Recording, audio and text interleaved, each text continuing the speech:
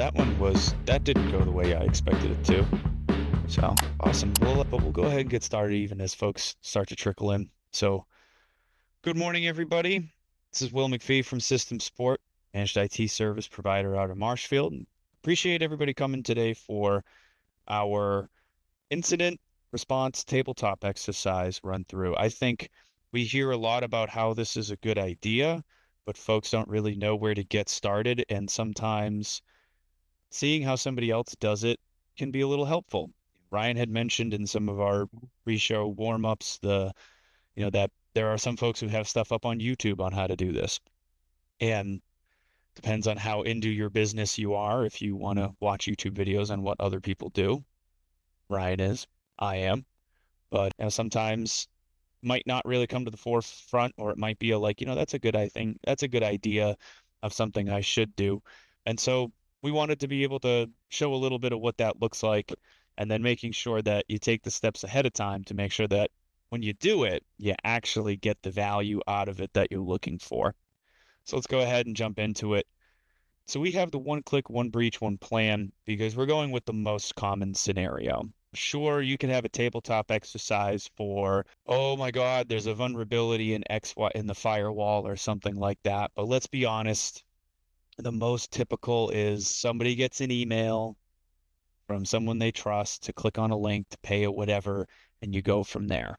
So overwhelmingly, that's why we're using the one click, one breach, one plan. And so the one plan should be an incident response plan. And rather than building, we have specific plans that build out for a lot of different scenarios based on what might be going on.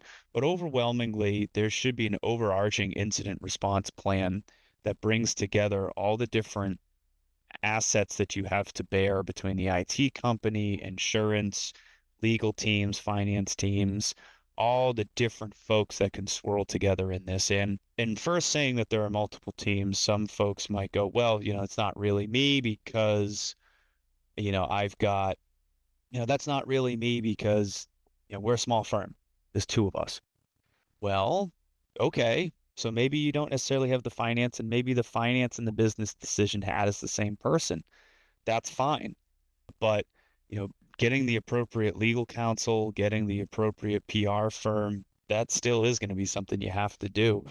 And I think another big thing that's a real big myth is that a lot of folks seem to think that they can give it to the IT company and say, like, well, if a breach happens, the IT company takes care of all of it. Not necessarily. The IT company might, based on the tools that you've agreed to on the monthly basis, will have tools and capabilities to be able to respond to it, but they're not ultimately responsible for doing everything in there. Your IT company can't come in and tell your employees how to respond to something. Your IT company doesn't have the breach attorney on standby for, like, hey, breach attorney, you need to help my client. We can make referrals, but ultimately it's your own company. So you got to have a plan. You got to test that plan. I mean, overwhelmingly, plans gather dust into drawers. You sit down, you do this once, you did it in 2023, and you're like, excellent. I mean, I hear this from estate attorneys all the time of they make the trust, they do everything, and then all of a sudden time goes by and kids are born, kids become estranged, business partners change. So tabletops are a good way to set once a year. You do a fire drill, just like when you were in elementary school or in school. They'd do the fire drill, they'd pull the alarms, and everybody would get up, and sure, it's disruptive to the middle of the day, but it's important for figuring out, like, oh my God, this door was locked and we could not get out, and that was terrible. And thank God it wasn't a real fire. And speaking of that, the worst time to figure out that you've got a locked door that you can't get out of is when something is actually happening. That's not when you want to figure out that the door is locked and you can't get through, or it turns out, you did not tell your employees what they were allowed to say and not to say. And I mean, if something happens, you're going to be stressed. I mean, discrediting that, you're going to keep the cool head during the incident. Are you? I mean, maybe the incident happens when you're already having a bad day. The kid's home from school sick. You had a fight with your better half in the morning. You got a flat tire on the way to work. And to just really put a cherry on top of your day, the CFO wired email somewhere that they weren't supposed to. These things move quick. So it's not really smart to think that you're gonna really hit what you need to. I do also want to take a moment here to hit a very special thank you to Huntress. Huntress, one of the security vendors that we use for our endpoint detection response, security awareness training, and identity threat detection and response. They have this tabletop in a box scenario. So we're going through with them based on the real life stuff that they've seen. So huge thanks to them for being able to put together slides, put together little ways to make things go sideways. So huge shout out to them and a huge thank you. And I've put the link to where the resources we've downloaded come from. I'm not even going to claim that these are the system support ones. So most of today is not to come out and be ready to say like I can have a tabletop tomorrow, but to be aware of what are the things you do need to put together to get there. So what you need for a tabletop exercise is, hey, what actual documents, people, agendas do you need to bring together? What people should be in the room for this tabletop exercise? Seeing that high level walkthrough of the real one, and then looking at like what's a good debrief, what are the questions you should be asking. So what you need is you have to have an incident response plan. So have whatever you have in writing. If not, you need one, work through that. Understanding the process, goals, and assumptions of the exercise. What you're trying to do here today is just to see how would we do, what would happen. Doesn't have to be perfect. Having the exercise guide, having a facilitator to run the exercise. Obviously, today we're going to struggle with that a little bit because I'm going to facilitate and be the technical team, but most of that is because for the tech side, it's one of those, all right, how am I set up internally? Enough folks to have a business team and a technical team. Who is the business team? Who makes decisions? Who has the purse strings? Who can sign contracts? Who's the technical team? Who can answer those technical questions? Being able to record and take notes, and of course, something to make it worthwhile. Yeah, a decent lunch. All right, big caveats. I could see the red glow on Ryan's face. It's a fire drill. Goal is to find holes and make improvement, not to pat yourself on the back. This is to prompt discussion. You do not have to be a big organization in order to do this. It may be that you find a deeper, more technical simulation is beneficial and you want to use Huntress's simulation capabilities to do that. And then like any exercise, physical or mental, you will get out of it as much as you put into it. So if you have a come to the table and just kind of yeah it through, that's what you'll get out of it. So you gotta actually put the work in. All right, so let's go ahead and start this. So I'm gonna go ahead and end that slideshow. As you get a beautiful view of Mount Washington, we'll switch to the Huntress slides. So again, divide into business leads and technical leads, and then based on the roles, how you respond. So Ryan is going to be the business lead, and he's going to act as a lot of the folks for a very fake construction company. And then on our end, I will be the technical lead, answering technical questions. Most of that is because we thought it was a good idea for Ryan being on the business side. I can do the technical pieces very quickly from the IT portion. So we are doing scenario 2, which I find to be the much more common scenario, which is pwned identities and lost revenue. Pwned being a cute term from the IT of saying that the identity was taken over and somebody had stolen a login. So background for legit construction company is that an employee in Ryan's finance department receives an email from the CEO.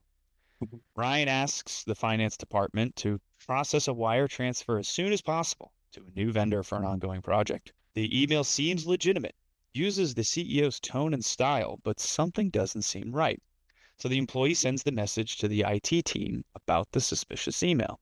So the IT team has forwarded the suspicious email of, I got this email from Ryan asking for a wire for $30,000 to some new vendor in Indiana. Is this spam? So the question is, what's the first move? So this one would be for the technical firm because the idea is that the IT department just got a suspicious email. So typically what we do right off the bat is we attempt to reach out to, since this came from inside the building, from the CEO, we try to talk with the CEO directly. So the email, hey, the IT, pick up the phone, don't send an email, pick up the phone, call them, say, hey, is this you? Did you send this email? And so the CEO, so then us as the IT company have to try and determine if it's an email spoof or a legitimate compromise. And then this asks some questions for the IT portion of having some earnest and open discussions about the relationship of IT with the CEO. How would and this is a question from the business lead to the IT, how do you determine if it's an email spoof or a legitimate compromise? There are technical ways to do that. You look at the email headers from the source of the email and see where did the email originate from. And you can see if it came from some random third party and then skipped over to Microsoft 365. Which member of the IT team handles the C-suite communication? Does the IT team have to make sure that, hey, anybody can technically reach out to the CEO of that company? Or is it set up that only one person is allowed to talk to the C-suite? For us, it's anybody can reach out to any of our staff members for that, moving swiftly in a scenario like this.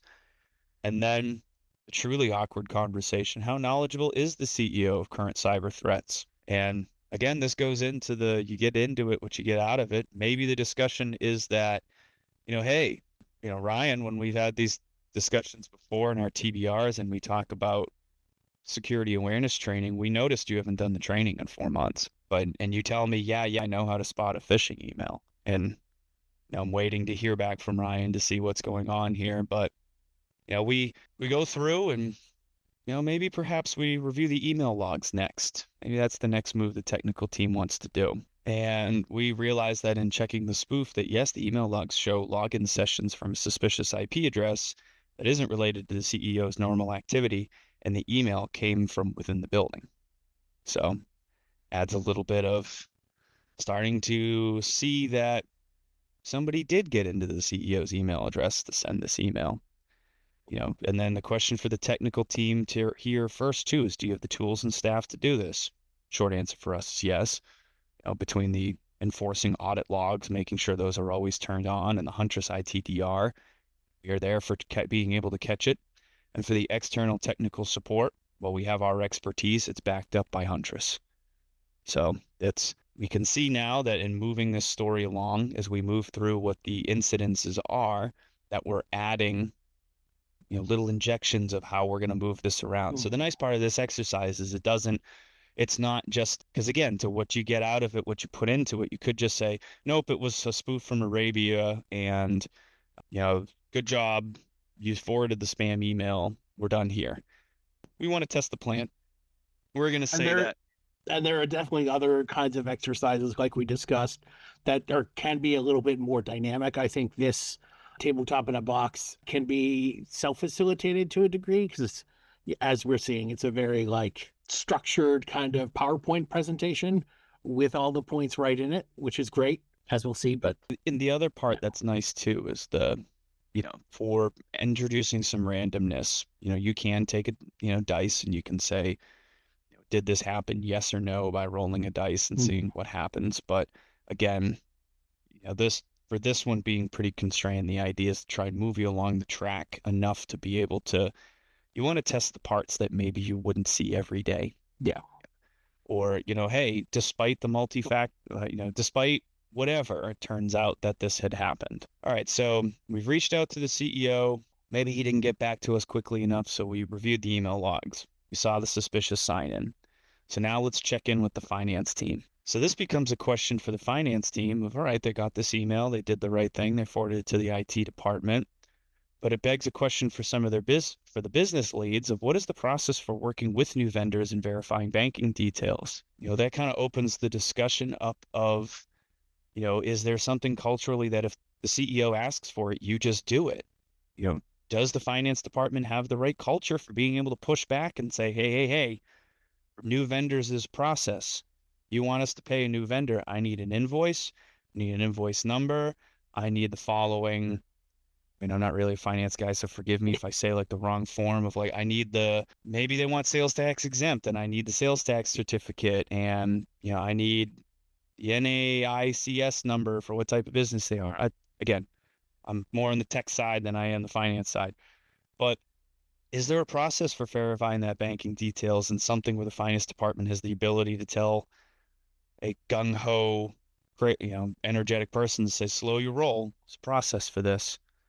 Or even just someone who can point out, these are different accounts. Normally we wire this to X account. This is to Y account. And then even for urgent requests, is there a guideline? Is there, how do you enforce trust but verify? how does somebody verify a request without just replying to the email? Because if it's an email compromise, it means the attacker's in there watching what's coming back and forth. So how do you come out of that one channel to verify that, you have to do something? So to further add the injection, it turns out another member of the finance team for Legit Construction sent a wire transfer for $30,000 2 weeks ago in response to an urgent email from the quote CFO. So what do? If we audit recent outgoing wire transfers, did it already happen? What's going on?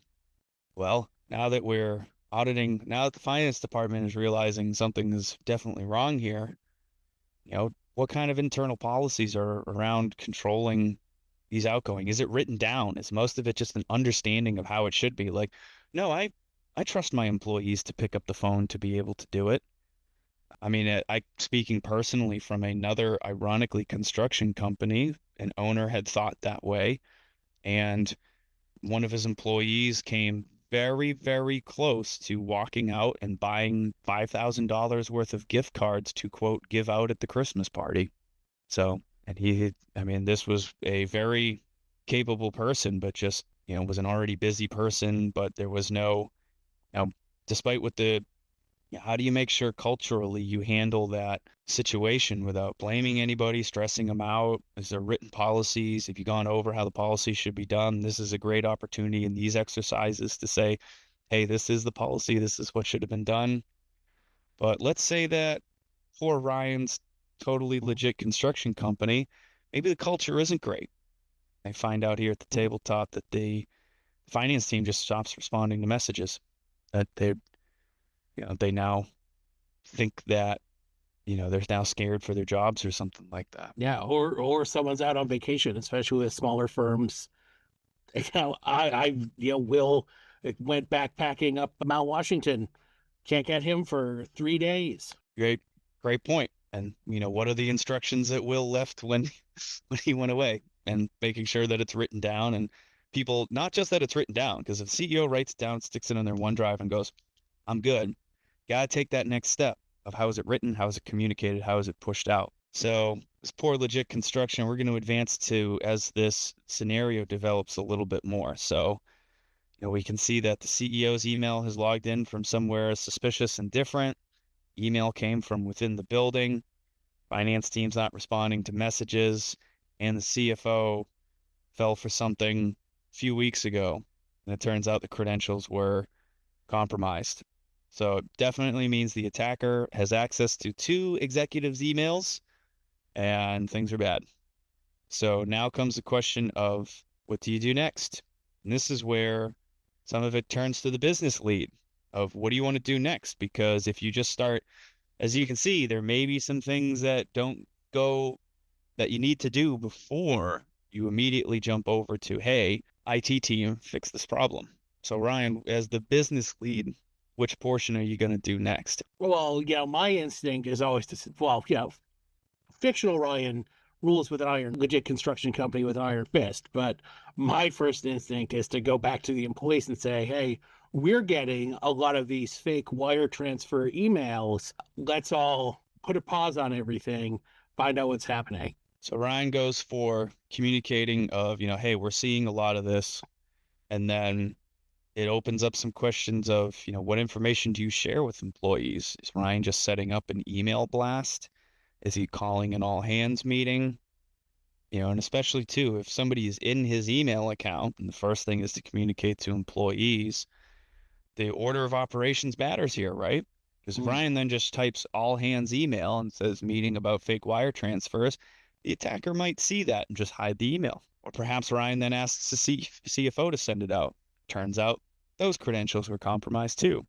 Maybe Ryan starts picking up the phone. The mechanic of the fire drill starts to matter here, not necessarily because it's like saying, let's all get out of the building. Awesome. What route are you going to take? Are there staircases? One exit is blocked. Do you have the second mean of egress? Oh yeah, we just have the window. We'll just get out through the window. Are you sure the fire truck ladder will get to that window? Are you sure that the employees that you have are physically capable enough to be able to make it down said ladder? Are you sure you're going to live long enough to make sure the ladder truck gets there? Ooh. Same mechanics of that fire drill apply to the same IT portion. All right. So let's say in moving through this, Ryan, you've shared that, hey, pause on wire transfer portions. You share it with a select few people that maybe do that. Maybe you don't let a lot of the field supers know about this just yet. Site supervisors, maybe they don't get that communication, but anybody who touches money and anybody high level managers are maybe made aware here because maybe a site super would have something that says like, I can't get these windows because the window people say you haven't paid them. Oh, start to see where the wire transfer stuff starts to become difficult. And then maybe the information that you share is you have that text message. Maybe it's a text message thread of all the high levels. And then it's just a like, hey, we got something in process. This is the group chat for sharing details. Maybe that's the way you do it. All right, Ryan. So you've communicated with your leaders and your finance people, told them to kind of limit what you're sharing and that, hold off until further instructions. What's your next move? Well, and part of this, we went through this, is a lot of these things are going to be like wheels that you start putting in motion and and some of this you need to move fast on because the faster you move, the better you can isolate and control. So, talking to your legal team, notifying your cyber insurance, contacting the FBI, those things take time, especially if you've never done it before. So my next priority would be to look at the root cause so we're not, finding more surprises. So we're not digging the hole deeper. Good point. Not dig the hole deeper. So this becomes a question of, okay, the attacker has access to high level accounts. What information? So what do you need to be able to do to catch and make sure that this doesn't spread faster? And kind of to Ryan's point, there is something that not necessarily coming in, finding the root cause and immediately cleaning it up isn't always the best answer, especially if maybe we're talking about money here. We're talking about wire transfers. There may be money that you attempt to recover. If you're attempting to recover things, if the bank can't help you, maybe the insurance company needs to help you. Ooh. And so if the insurance company needs to help you, it needs forensics. This will come on one of the other ones, but jumping down immediately to say, well, let's reset the password and the multi-factor for the CEO and the CFO accounts, or maybe it's for all company users. That's a good idea. You're not removing any data. You're just changing the credentials to get folks signed out and get the attacker out. Do you have the information and tools to access for this? Can your IT team quickly get in the admin accounts to be able to do this? Do you quickly have the ability to communicate to the end users that says, hey, in order to get back into your email, have to do your password reset change? Are your employees going to find it interesting that you did this, despite the fact that you didn't share all, as maybe, again, to the point of talk to the C-suite about that, but, maybe the employees all of a sudden are getting password resets and they're like, what the hell is going on? Do you need external technical support? Do you have the correct number of folks to be able to handle all these password resets? If you're a company of a few hundred and maybe 80% of your folks are not super savvy to be able to handle the password reset, could be a day or two before folks get back into their emails after all the resets, especially too if you have to start fighting, I need a new Microsoft Authenticator app. I need to do this. Get interesting. Do you have the technical ability to detect new accounts or rogue apps for persistence in your environment? This is one that gets really interesting in Google and Microsoft as maybe they pop the CEO account. Maybe it turns out in popping the CEO account that turns out Ryan was like, nope, I want global admin rights. And I'm not listening to you, Will, for having admin Ryan. I want admin rights on ryan.richardson@legitconstruction.com. And with that admin rights, the attacker then was able to punch in a persistence application. And do we have the ability to detect that? Because if you open your Microsoft 365 and you look at enterprise applications, if you just have business standard, Microsoft adds 123 applications to your Azure stack to be able to just do Microsoft things. And they all have wonderfully descriptive names in the true way that Microsoft loves to label things. So how do you detect that? Do you have the tools to be able to do it? Was it the same phishing email that the CFO fell for? Was it something the CFO forwarded to the CEO? And then, hey, does Ryan's global admin account have access to other accounts? Maybe he doesn't trust his chief operating officer and has access to the chief operating officer's account. Maybe this is a key user or a manager and Ryan also wanted read and manage to everybody's email in the company because it was, as we've been hinting, a little bit of a low trust environment. Again, this is a fake. Ryan is not a low trust person, like he said. Yeah. Fictional Ryan rules with an iron fist. But in here, it becomes the discussion of, do you start to, what are you doing? You pulling audit logs? What technical pieces in the root cause of compromise do you hunt for? Because you don't want to do more damage than is necessary. Because Ryan, what would you like to do next? You've done B, you've done A. Yeah. Well, now, everything has gone terribly, and we're out, what, $30,000 you said for that one wire, and who knows how much more. We got to talk to the lawyers, see if there's someone we could sue or make sure I don't get sued, which is a really important thing. Great point. Do you need to report a breach? And what are the regulations in the state and industry for what just happened? And your IT company cannot answer these questions because these are legal questions. We can answer what the breach looked like and have technical answers, but you need an attorney that specifically reports that knows the laws around these. And not all attorneys do. I have found overwhelmingly that it is a very special type of attorney that deals with breaches and how the laws are applied and how you clean that up. Because trust me, they're few and far between, and you do not want to try and find this person after everything has happened. You, especially if you have, in having the legal counsel, you want to make sure they have the plan too. And you don't want to find out after you've had a breach, you then attempt contact the attorney. The attorney comes in and goes, well, do you have an incident response plan? Well, kinda. Okay. Do you have a contract with the IT company? Well, no, it was a handshake deal. Cool. So, who's liable for what? All of a sudden there's going to be these questions that come up from the attorney that now what was the costs are all of a sudden going to balloon instead of just executing on a plan. Now discovery is injected into the middle of all the other stuff you've got going on. So one thing is a huge have an incident response plan is have that attorney's name done and have someone ready to go that is familiar with your setup and plan so that they're not trying to figure this out while you're actively talking with an insurance company and talking with the IT people and trying to handle people's emails getting reset, now having no wires go out and try and figure that portion out. All right, so you've talked with the legal team, Ryan. We'll say that you did have you were fortunate enough to have a attorney to at least come in, and it might be a good idea too for this tabletop exercise that if you have someone in mind, to bring them in to be able to add a little bit of color to put them on the business team of saying like that was a good idea, that was not a good idea, or especially in communicating with employees, what should those policies look like? Legal is going to inform a lot of this. So as you can see, it'd be a lot helpful on the earlier side of it. All right, 2 options left, Ryan. What are you going with? C or E? No, we're on now. We've talked to the legal team now. Now it's time to talk to insurance. All right. So first and foremost is, do you know how to get in contact with the cyber insurance team? Do you just call your broker? Same thing. Use a smaller broker. Guy's on vacation, not able to get a hold of him. But, I know that for us, for our E&O, Hartford has at the first page a giant phone number that says call this number in case of event.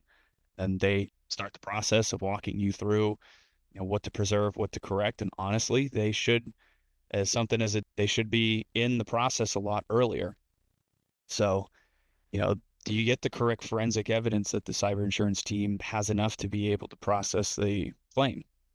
And, Ryan had gone through a lot of the root cause of compromise pieces.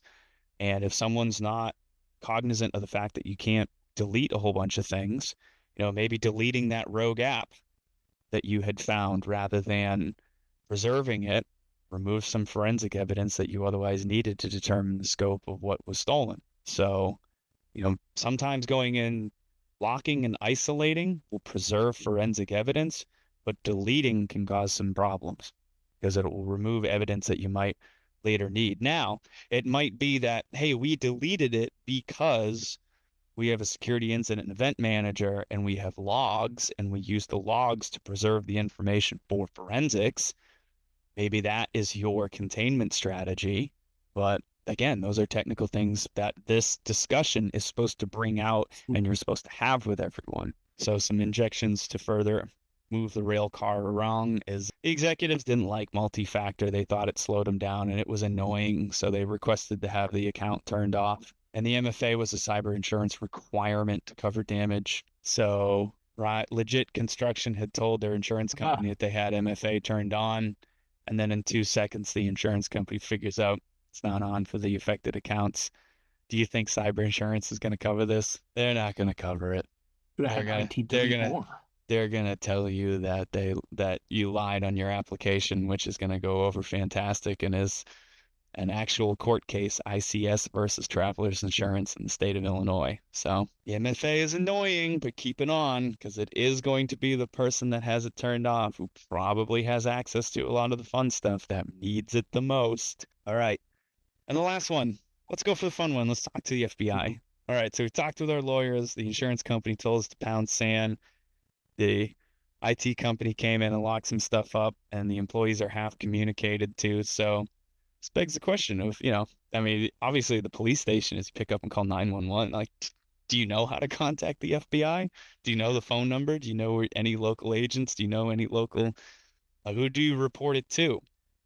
And thank goodness Ryan did not go for trying to report this before talking to the legal team, because that could have been fun, because then a whole bunch of people in 3-letter jackets are showing up trying to ask you questions and things like that before you've got legal representation. And then is it outlined in the plan about how to reach out and tell the FBI that something had happened for being able to bring in additional resources? So Ryan wisely saved this one for last. But we're going to say the smoke clears. The IT team cleans up the root cause of it. Ryan is lucky that, the attorney said, technically because it's your own money, that there is no breach for, saying that somebody's sensitive information was sent out. It turns out the attacker did not, based on the security incident event manager, they didn't download anybody else's emails. So we are, all it was just a wire transfer. It turns out they did not try to go for more data than they had. So Ryan, what is your first thing you want to do for trying to make sure this doesn't happen again? Yeah, I mean, I guess the first thing is to sort of ramp up that security, get everyone to turn on their MFA again. So going just for, rushing towards one of the solutions is, hey, what is your budget? How much can you afford of throwing new tools at something? Can the team that you have properly deploy those tools? Are they capable of handling what the new pieces? Are you going to pay a bunch of money and it turns out it's not set up correctly? And then is it something you can handle by yourself, or do you need a managed service provider like myself for being able to help with it? And one thing that's tough too, if you just go down that, it could be that you go to throw for Huntress ITDR and better identity security pieces, but there's still that cultural thing that's there of, folks find certain security things annoying. Are you going to deploy it just because you had the incident, and then 4 or 5 months go by and the smoke is cleared and you're paying for the thing and things are moving a little slowly, and do I really need to pay for the security thing? Or damn, that MFA is annoying. So sometimes jumping for the stronger security might not be best option. So what's the next one you're thinking, Ryan? Well, I guess we got to look at our lessons learned and debrief it with B. Yes. Okay. So what does the agenda look like for the debrief? Who should be there? And then is there going to be an action plan that comes out the other side to debrief it? Where were the things that, and it might be, it might be something that in the debrief, you try and focus a lot on the negatives. And it's always good to also note what you did well too. They could be like, man, I'm glad we had the scene. I'm glad that was part of the package. Thank goodness we already had that. Thank goodness that, we used Microsoft 365 and we had audit logs, because when we were on the old email system, we did not have this degree of audit logs. And it's entirely possible the audit logs could have been wiped out as part of the attack. So these are things that sometimes it's good to highlight some positives while you do it as well, instead of just like, I can't believe we left the MFA on.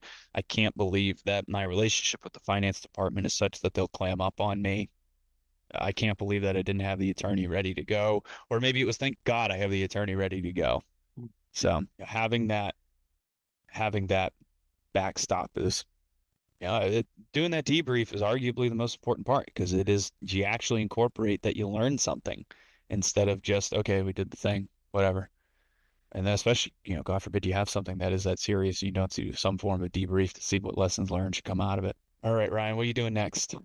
Now we're going back to our security training just to because we got to change that MFA skipping culture. So has to come from the top, right? Do you have the budget for it? Is it something that maybe you're a smaller company and maybe it's just a, hey, when I have my meetings with the staff, I'm mentioning it every day type deal? Could it be that do a type of training that, is does the training type that you have actually going to work with the workforce you have? Like, yeah, I know that, God bless Huntress. I think their training is fantastic, but some people are a little off put by the fact that it's a cartoon with a little bit of Mm. a lighter tone. But I think I kind of like it from the fact that it's opposite of what most cybersecurity dark stuff is guy with the hoodie, dark basement. Sometimes it's nice to have a little bit of the lighter training to make things a little more palatable. But I can see that for some folks that they're like, overwhelmingly culture in our office is that's stupid and we will never attend it and we need something that's a Mm. little different. We want something that like keep the phishing, but we want you to come in once a quarter to tell us the most recent threats that you've seen. And then obviously, keep us posted as to who's clicking on phishing emails because we want to tell people like thou shalt not do that. All right. And your last option, let's try and get those Yeah. wire transfers back. So, I mean, first one is, all right, you lost the $30,000 payment. Can you cover that? And then does losing $30,000 that you can't get back, on a scale of 1 to 10, how screwed are you? Are you going to make payroll? Are you going to be able to pay the other vendors? How bad is $30,000, all things considered? And then, looking at the fraudulent transaction for the CFO one, there was a delay and recognizing that it was fraudulent because the employee of Legit Construction didn't say anything. The bank says we are absolutely not giving you the money because per the terms with us, you have 24 hours or X hours to tell us that Mm. it's not, and you didn't do that. So you're out 30 grand. Oh, and that cyber insurance said no MFA, no pay. So you are out of luck. So there, last portion is in doing that debrief. So, for what we did here, a big portion of as we come back is in a debrief, let's go to, that should be slide 8. There we go. I am on the right slide. In doing the debrief, you know, I had kind of mentioned some debrief points in the middle of it. And like I mentioned, as facilitator, technical lead, it's a little difficult, but maybe as facilitator, someone Mm. writes down okay, this is playing out, and then maybe we're not jumping in of the like, that's a good idea, that's a bad idea. And then the debrief could be, hey, you went in for the root compromise and you deleted stuff, and that made the forensics team's process a little more difficult. And I think too, it's key to say for looking at reality as well of, maybe the debrief was like, hey, somebody, what is the term with the bank for how fast we can go back? Was it 24 hours? Is the bank 8 hours? Should we have an answer of that and then put it in a policy? So some of those things that come up for those injections and making things random kind of can open up some more questions to it. For the incident response plan, were there portions in it that were completely nonsensical and had maybe names of folks in that, and following through the plan that Mm. you had, it went well, it didn't go well? Did everybody participate the way that it needed to go? Did you have the key players in the room for answering the questions honestly? Did people, take it seriously? And do you have some type of recording of it, of, doing it via Zoom and recording it and being able to have a transcription and being able to reference it later? And then you can also say, like, oh, well, these were strengths, these were weaknesses, this is an area we need to follow up. And then you can say, like, okay, well, next quarter, let's do an exercise that really works in depth with the technical team, or an exercise that is with finance, that drills down into the particular aspects where you might have thought you need more work. Another great point was based on the exercise we just did, the consulting legal team came a lot Mm. later. And in joking in this scenario, there's no attorney on here. Maybe the next one is like, yeah, we got to engage that attorney and they should be here as part of going through the incident response plan. Because the documents are all great, but honestly, I mean, that they're only going to be worth anything if they're worked and you figure out what the reality of it looks like. And you do not want to keep having the plan bump up against actual incidents. Yeah. Because those are expensive lessons learned. I'd much rather pay an attorney for an hour of their time, even if it is like $500 for a 1 hour exercise like this, rather than 100 hours because the real thing happened and they had to get caught up and had to do a whole bunch of other stuff. So, but yeah, are there that's really it. Trying to be respectful of everybody's time, but are there any questions from the audience? Feel free to punch something in the chat for answering any questions. And especially too, I know that some of these tabletop exercises, some of these things like incident response plans can be new for a lot of people. And, looking at the attendee list, a lot of clients on here, and then for current clients, they might have an assumption that, for these type of things like, oh, an incident response plan is just like, we'll just use whatever system support has. And we have templates and stuff built out that are for us, but there are some new programs that coming soon is our Cyber Liabilities Essentials program. That for a flat rate every month, we've partnered with Galactic Advisors to help build out something that allows you to build some of these policies, procedures out through a guided online program. And then you have a PDF of, hey, we have these documents. I have proof that my employees read the process and endorsed it. I have proof that, that I've conducted a tabletop exercise.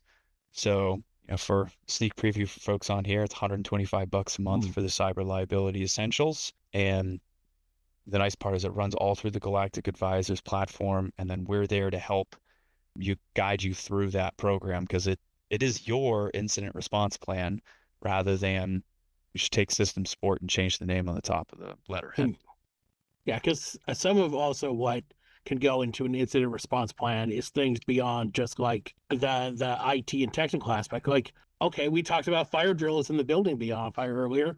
What is the situation if the building is on fire? Like that's something that those are things that can also go into a plan and say, okay, well, this is our insurance carrier. These are the people we need to call if this kind of thing happens. Yeah, if there has to be, again, for like, different legal representation, maybe there was a breach and that opens up the door of, now it's a PR firm because there's some public things and we work with a lot of XYZ people, the public, the newspapers are going to come sniffing because of the nature of who we are. And having a PR firm is going to help us control and stem that flow. Do we already have a relationship with those folks that they can move through it? Should they have been at the tabletop exercise?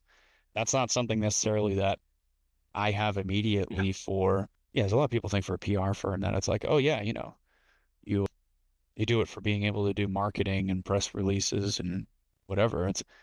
No, they can be an absolutely critical tool in damage control, making sure that you use their relationship with the Boston Globe to try and make sure that when the Globe calls for comment that you have the right answer. So, any other questions from folks? Yeah, so if you're interested in doing a tabletop exercise or helping build out that response plan, don't hesitate to shoot me an email or go to systemsupport.com/discovery call to book some time. Great thing to be able to do during the summer too, while things are hopefully a little slower. And also great test, especially if somebody's out of the office, to be like, how would we respond if so-and-so wasn't here?